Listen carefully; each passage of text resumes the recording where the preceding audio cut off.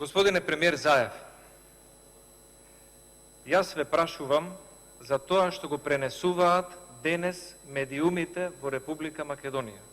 Тие пренесуваат дека на бизнисмен кој што добил тендер во РЕК Битола му е побаран рекет од 250.000 евра. И ви кажав дека тоа се наводи за овој случај. Човекот, за да се спаси од барањето за тој рекет, пишуваат медиумите, оди до Белград и ургира кај амбасадорот на Република Белорусија со кого што имал лични контакти. И тој ургира да го спаси, да не го даде бараниот рекет. Дали некој ви се јави или не ви се јави од белоруската амбасада во Белград? Тоа беше прашањето.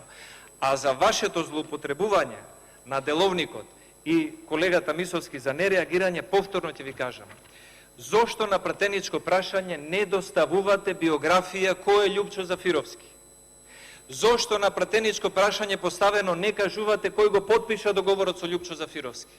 Дали вие, ве прашав, дали генералниот секретар, дали шефот на кабинет? Ќе ви го прочитам одговорот ако не се сеќавате што сте одговориле.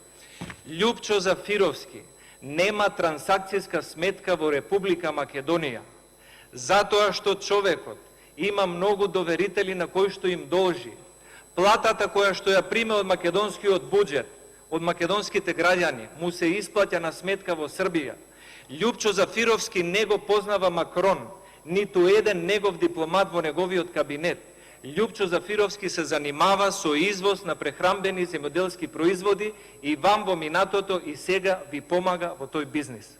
Благодарам, не сум задоволен од одговорот и немам дополнително прашање.